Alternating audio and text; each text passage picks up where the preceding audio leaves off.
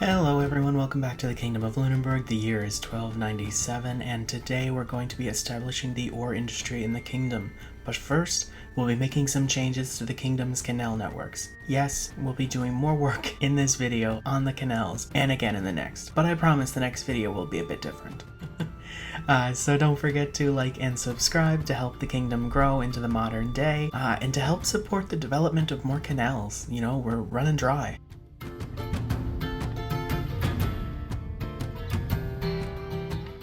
So there are a number of reasons why I wanted this body of water to be higher, and why I wanted to change how the water flows into the canals. I also wanted the current downstream to be a bit higher, because I plan on adding a few more canals to branch off the existing ones, so I know I need more water flowing through at a higher level than it currently is. I also wanted a stronger current, so it's harder for invaders to cross the canal in order to get into the kingdom. I'm still not completely satisfied with the setup, but I think over time I'll get the right look. Any suggestions, please let me know in the comments below. I'd love to hear what your thoughts are.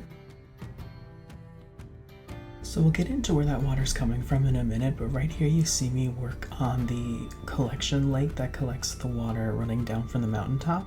Originally this is what fed both canals, but now it's just going to blend in with the main stream. I wanted to keep it. Normally I would just take it out, but I thought it would be nice to keep because I'm going to say originally it's what fed the main lake and then got diverted into the canals, even though originally it wasn't even part of the map.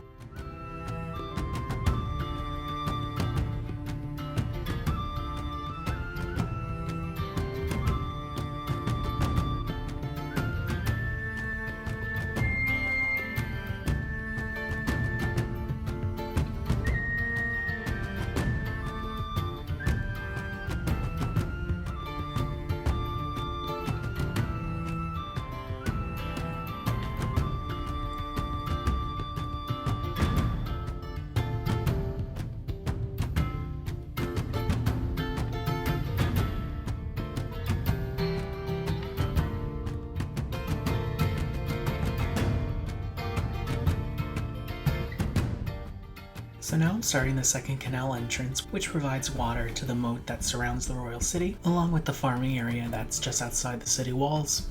For now, this will also be the only path ferries can use to access farms upstream or access Fort Underwood. Since the other canal empties into a small harbor, I will eventually be adding a ferry path on that as well, but there really isn't a need for it at the moment. We'll probably start working on that when the other canals start branching off, and there's a reason to start adding more ferry coverage in that area.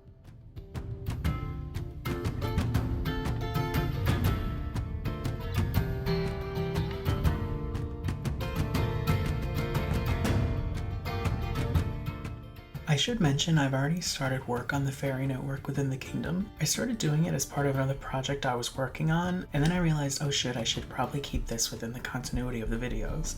So here I am addressing it, I guess.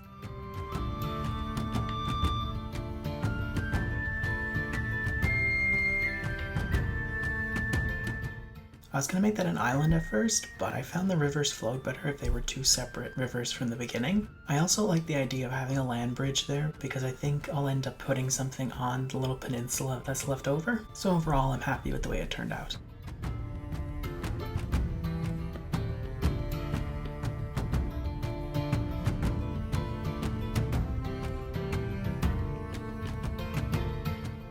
So finally, we begin work on the ore area on the outskirts of the kingdom next to the East Loudon Logging Company and east of Fort Underwood.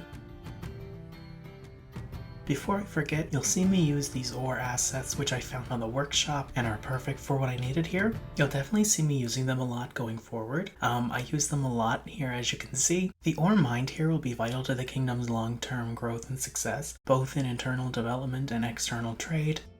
In the final phase of the industrial expansion, we'll be adding a cargo port in the lake next to the industry area. This will allow for trade with other kingdoms and for better transport of material to and from this region of the map.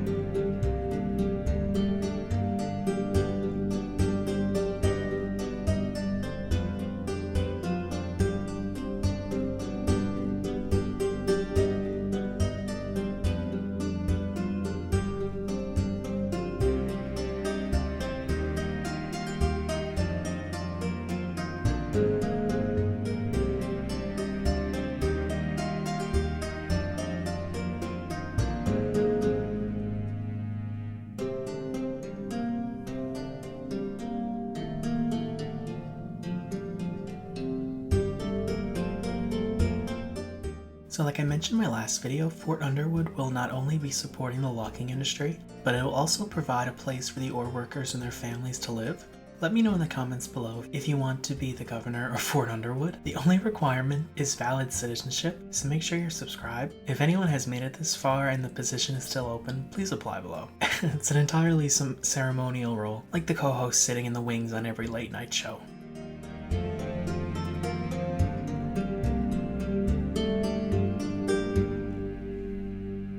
You'll see it during the closing of the video, but I did most of the detailing off camera for the ore mining area. I thought, I'm doing a video, so I probably shouldn't record detailing the area that's likely being used in the thumbnail. But hey, you get to see me place a few rocks. But really, the only detailing I did was rocks, so maybe you guys aren't really missing out on that much.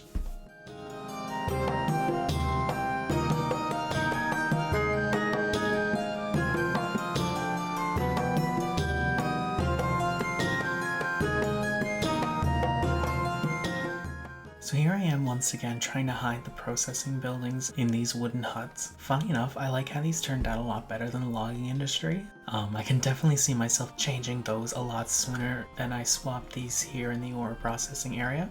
Again, in my infinite wisdom, I decided to do my little bit of detailing for this area off camera, because why would I need that in my video when I can do endless shots of smoothing trenches?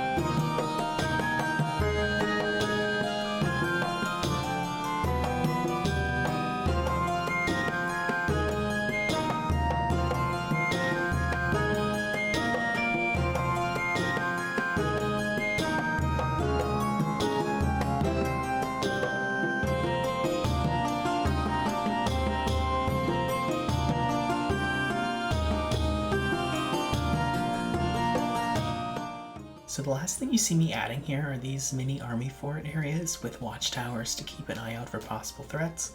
If you watched the first Tales of Luninberg video last week, you'll know a new army fort is being built to protect the people living within Fort Underwood, so definitely stay tuned for that. I'm hoping to start work on that soon, but I'm not exactly sure when that will be.